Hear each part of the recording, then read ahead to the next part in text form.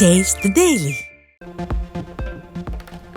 சென்னை மெரினாவில் விமானப்படை சாகச நிகழ்ச்சியை காண வந்த பார்வையாளர்கள் 5 பேர் உயிரிழப்பு. நிர்வாக திறனற்ற ஸ்டாலின் ஆட்சியில் முன்னெச்சரிக்கை நடவடிக்கை எடுக்காததே உயிரிழப்பிற்கு காரணம் என மக்கள் குற்றச்சாட்டு.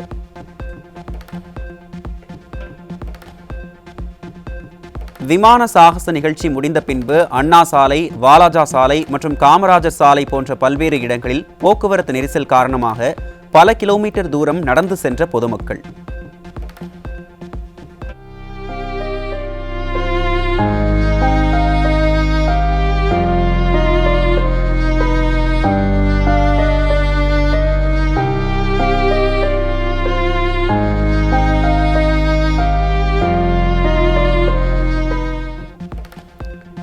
சென்னை தீவுத்திடல் சாலையில் வாகனங்கள் ஆங்காங்கே நின்றதால் கூட்ட நெரிசலில் சிக்கி தவித்த ஆம்புலன்ஸ்.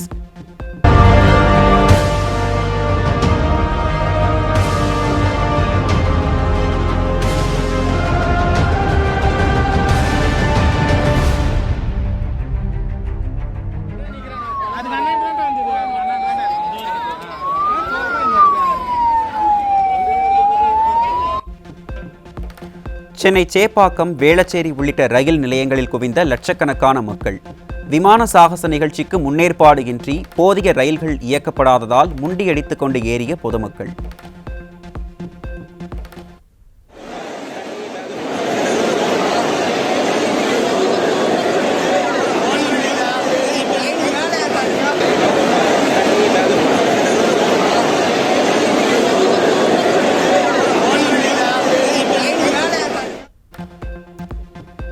சென்னை மெரினா கடற்கரையில் நடைபெற்ற விமான சாகச நிகழ்வுகளை காணச் சென்ற லட்சக்கணக்கான மக்கள் கூட்ட நெரிசலில் சிக்கி சின்னாபின்னமான அவலம்.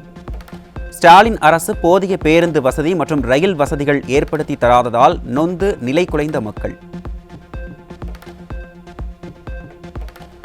சென்னை திருவொற்றியூரைச் சேர்ந்த கார்த்திகேயன் என்பவர் 2 மணி நேரம் மயங்கி கிடந்த போதும் கண்டு கொள்ளாத காவல்துறை மற்றும் அரசு நிர்வாகம்.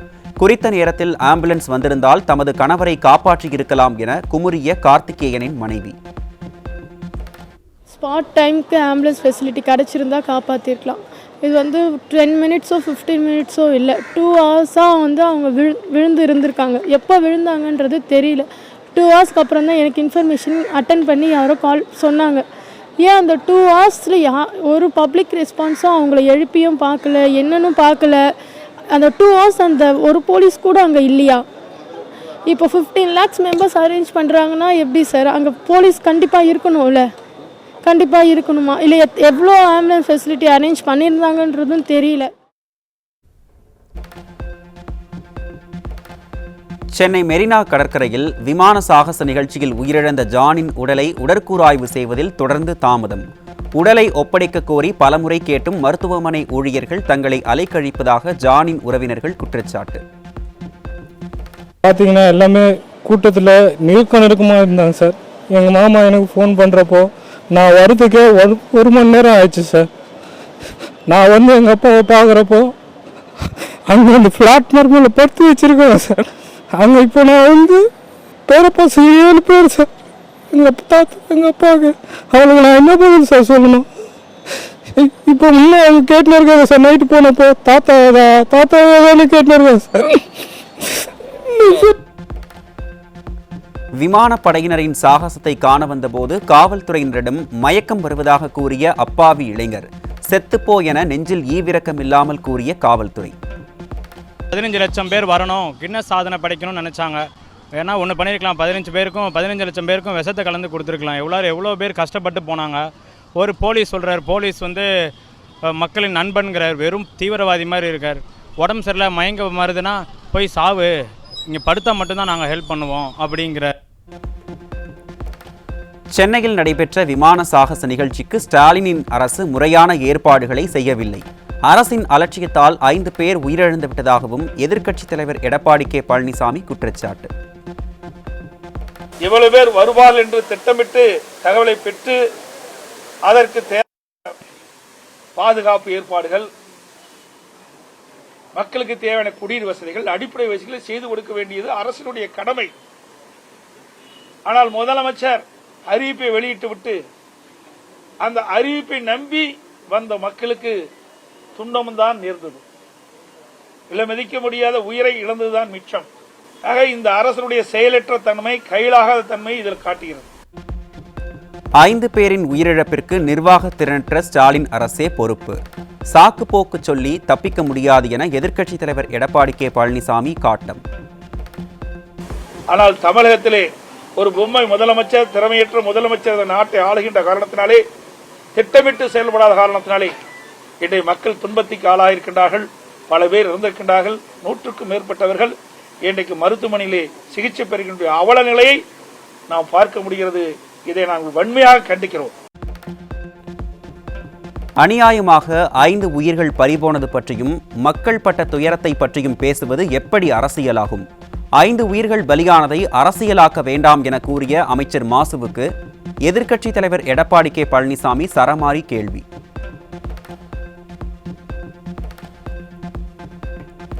பொம்மை முதல்வரின் ஆட்சியில் தமிழகத்தில் போதைப்பொருள் புழக்கம் சர்வசாதாரணமாகிவிட்டது. மாணவர்களின், இளைஞர்களின் எதிர்காலம் கேள்விக்குறியாகி உள்ளதாக எதிர்க்கட்சித் தலைவர் எடப்பாடி கே பழனிசாமி வேதனை. போதைப் பொருளுடைய விற்பனை அமோகமாக நடைபெற்றுக் கொண்டிருக்கிறது. இன்றைக்கு காவல்துறைக்கு முழுமையான சுதந்திரம் கிடைக்காத காரணத்தினால அவர்கள் கட்டுப்படுத்த முடியல. ஏண்டா ஒரு பிடிச்சா உடனடியா ஆளுங்கட்சி சேர்ந்தவர்கள் சுபார் செய்து அதை விடுவித்துறாங்க. அதனால போதை ஆசாமிகளை முழுமையாக பிடித்து அவர் மீது வழக்கு பதிவு செய்து சிறையிலே அடைக்க முடியாத ஒரு அவல நிலை நாம் பார்க்க முடிகிறது. மெரினா கடற்கரையிலேயே 5 உயிரிழந்து விட்டதாக கூசாமல் பொய் சொன்ன அமைச்சர் மாசு. பொய் சொல்லலாம், அதுக்காக ஏக்கர் கணக்கிலா பொய் சொல்வது என மக்கள் கேள்வி. ஐபிஎல் போட்டிக்கு பிரத்யேகமாக பேருந்துகளை இயக்கிய ஸ்டாலின் அரசு ஏன் விமான சாகசத்திற்கு முக்கியத்துவம் கொடுக்கவில்லை? ஐபிஎல் போட்டி கார் ரேஸ் போல விமான சாகசத்தில் கல்லா கட்ட முடியாததால் கண்டு கொள்ளவில்லையா என பொதுமக்கள் கேள்வி. இந்திய விமானப்படை தினத்தில் வீரர்களுடைய சாகசத்தை காண வந்த மக்களுக்கு போதிய வசதிகளை நிர்வாக திறனற்ற ஸ்டாலின் அரசு ஏற்படுத்தி தராத அவலம். கார் ரேஸுக்கு அளிக்கப்பட்ட முக்கியத்துவம் விமானப்படையை பார்க்க வந்த 15 லட்சம் மக்களுக்கு செய்து தராதது ஏன் என முன்னாள் அமைச்சர் ஜெயக்குமார் காட்டம். ஏற்கனவே அந்த விமான சாகச படை நடத்துகின்ற அந்த ஏர்ஃபோர்ஸ், அதாவது மிலிட்டரி சார்ந்தவங்க தெளிவாக சொல்லியிருக்காங்க. என்ன சொன்னாங்கன்னா 15 லட்சம் பேர் இது வருவாங்கன்னு சொல்லிட்டு, அந்த 15 லட்சம் பேர் வருவாங்கன்னு சொன்னோன்னா மாநில அரசு என்ன பண்ணியிருக்கணும்? உஷாராக இருக்கணுமா இல்லையா? உஷாராகல, தூங்கிட்டாங்க. அடுத்த ஆட்சி அதிமுக ஆட்சிதான் என்று திமுகவினரே சொல்கிறார்கள். விழுப்புரம் மாவட்டம் திண்டிவனத்தில் நடைபெற்ற கழக நிர்வாகிகள் கூட்டத்தில் அதிமுக மாநிலங்களவை உறுப்பினர் சி.வி. சண்முகம் பெருமிதம். சென்னை மெரினா கடற்கரையில் பாதுகாப்பு ஏற்பாடுகளை செய்ய தவறிய போலீசார் மற்றும் ஸ்டாலின் அரசை வறுத்தெடுத்த பெண்மணி. ஆத்திரத்துடன் பெண்மணி போலீஸ் ஜீப்பை தட்டிய போதும் காதில் வாங்கிக் கொள்ளாமல் வாகனத்தை நகர்த்திச் சென்ற கையாலாகாத காவல்துறை.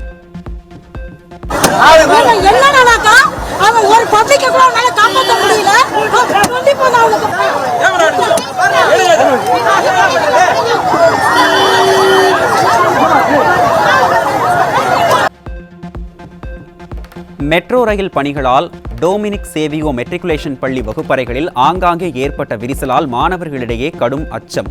குழந்தைகளுக்கு பாதுகாப்பு இல்லை என கூறி பள்ளியை முற்றுகையிட்டு பெற்றோர்கள் போராட்டம். இங்கே பில்டிங்கில் நிறைய கிராக் இருக்குது. அதுக்காக எங்களுக்கு வேண்டியது ஆல்டர்னேட்டிவ் பிளேஸ். வேறு இடம் கொடுத்தா நாங்கள் குழந்தைங்கள ஸ்கூலுக்கு அனுப்புவோம். அது மட்டும் தான் இப்போ நாங்கள் எதிர்பார்க்கறது. வேறு எதுவும் எங்களுக்கு தேவையில்லை. குழந்தைங்க சேஃப்டி எங்களுக்கு ரொம்ப முக்கியங்க. அதனால வேறு பிளேஸ் கேட்குறோம். நாங்கள் எல்கேஜிலேருந்து 12th வரைக்கும் எல்லா குழந்தைங்களுக்குமே. தமிழகத்தின் அனைத்து மாவட்ட தலைநகரிலும் இன்று ஒருங்கிணைந்த பள்ளிக்கல்வி அனைத்து நிலை பணியாளர்கள் கூட்டமைப்பினர் பெருந்திரள் ஆர்ப்பாட்டம். ஸ்டாலின் ஆட்சியில் செப்டம்பர் மாதத்திற்கான சம்பளம் இதுவரை வழங்கவில்லை என ஆசிரியர்கள் குற்றச்சாட்டு.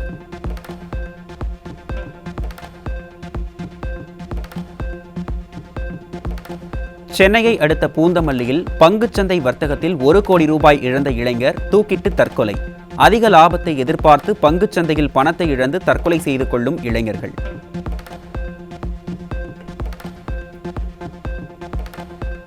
திருப்பூர் மாவட்டம் பல்லடம் அருகே தனியார் பாரில் வடமாநில தொழிலாளி தலை சிதைத்து படுகொலை. ஸ்டிக்கர் ஸ்டாலின் ஆட்சியில் மதுபோதை கொலைகளால் பொதுமக்கள் கடும் அச்சம். நாமக்கல் மாவட்டம் ராசிபுரம் அருகே முன்விரோதம் காரணமாக நண்பனை இரும்பு ராடால் அடித்து கொலை செய்த இளைஞர் கைது. ஸ்டாலின் ஆட்சியில் மதுபோதைக்கு அடிமையாகி கொலை சம்பவங்கள் அதிகளவில் அரங்கேறுவதாக பொதுமக்கள் குற்றச்சாட்டு.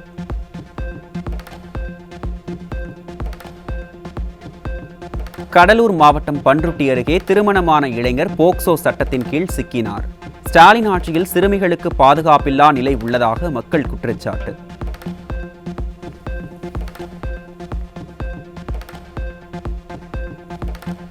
பாலியல் வழக்கில் சிக்கி கைதான திரைப்பட நடன இயக்குனர் ஜானிக்கு அறிவிக்கப்பட்ட தேசிய விருது ரத்து. நடனமாட வந்த சிறுமியை தொடர்ந்து பாலியல் வன்கொடுமை செய்த வழக்கில் சிக்கி கைதான நிலையில் விருதை திரும்பப் பெற்ற நடவடிக்கை.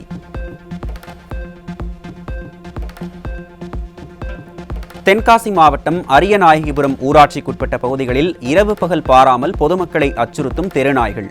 பொம்மை முதல்வர் ஸ்டாலின் ஆட்சியில் அதிகரித்து வரும் தெருநாய்களின் தொல்லையால் மக்கள் கடும் அவதி. தேனி மாவட்டம் கம்பத்தில் தெருநாய் கடித்ததில் 15க்கும் மேற்பட்டோர் மருத்துவமனையில் அனுமதி. ஸ்டாலின் ஆட்சியில் நகராட்சி நிர்வாகம் தெருநாய்களை கட்டுப்படுத்தவில்லை என பொதுமக்கள் குற்றச்சாட்டு. நிர்வாக திறனற்ற ஸ்டாலின் ஆட்சியில் மெரினா கடற்கரை குப்பை கடற்கரையாக மாறிய அவலம். குப்பைகளை சுத்தப்படுத்த தூய்மை பணியாளர்கள் நியமிக்கப்படவில்லை என்று பொதுமக்கள் புகார்.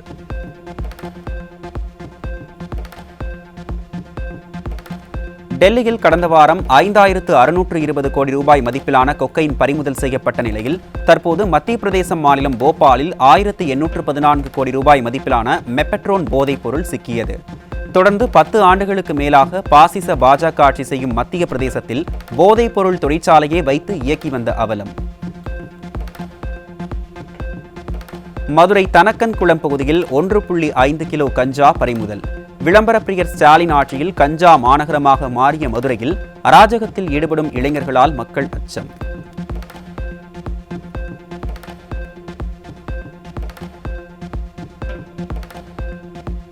சென்னை மெரினா கடற்கரையில் லூப் சாலையோரமாக உள்ள மீன் கடைகளை மாநகராட்சி ஊழியர்கள் அகற்றியதற்கு மீனவர்கள் எதிர்ப்பு.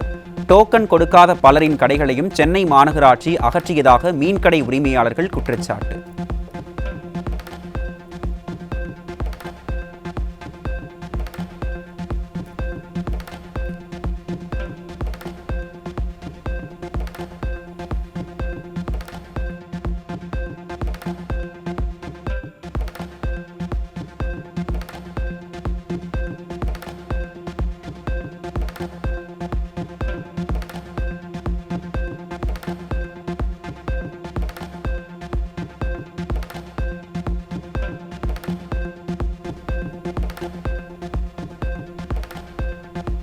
தூத்துக்குடியில் டயர் வெடித்து நடுவழியில் நின்ற அரசு பேருந்தால் பயணிகள் அவதி. ஸ்டாலின் ஆட்சியில் போக்குவரத்து துறை தகர டப்பா பேருந்துகளை இயக்குவதால் அன்றாடம் கடும் இன்னலுக்கு ஆளாவதாக பொதுமக்கள் ஆவேசம்.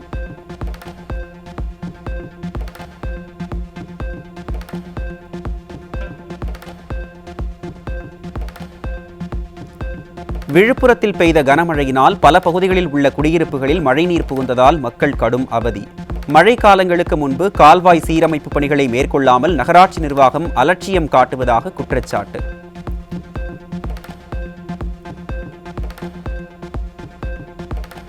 தேனி அருகே தனியார் பேருந்து இருசக்கர வாகனத்தின் மீது மோதி விபத்து. இருசக்கர வாகனத்தில் வந்த நபர் உடல் கருகி உயிரிழந்த பரிதாபம்.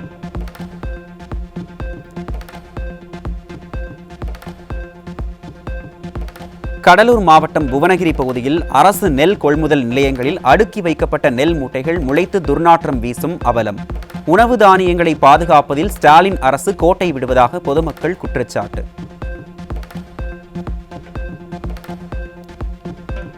கடலூர் மாவட்டம் பன்ருட்டி அருகே நரிமேடு உள்ளிட்ட 3 கிராமங்களில் 2 நாட்களாக மின்சாரம் இல்லாமல் பொதுமக்கள் அவதி. ஸ்டாலின் அரசை கண்டித்து மெழுகுவர்த்தி ஏந்தி பொதுமக்கள் சாலை மறியலில் ஈடுபட்டதால் போக்குவரத்து பாதிப்பு. பெங்களூருவில் இருந்து சென்னைக்கு கடத்தி வரப்பட்ட 1014 கிலோ குட்கா சிக்கியது. பொம்மை முதல்வர் ஸ்டாலின் ஆட்சியில் நாள்தோறும் நடக்கும் போதைப் பொருள் கடத்தல்களால் இளைய சமுதாயம் சீரழியும் அவலம். 2024ஆம் ஆண்டு மருத்துவத்திற்கான நோபல் பரிசு அமெரிக்காவைச் சேர்ந்த விக்டர் ஆம்ப்ரோஸ், கேரி ருக்வன் ஆகியோருக்கு அறிவிப்பு. மைக்ரோ RNA மற்றும் மரபணு ஒழுங்குமுறை தொடர்பான ஆராய்ச்சிக்காக நோபல் பரிசு வழங்கி கௌரவம்.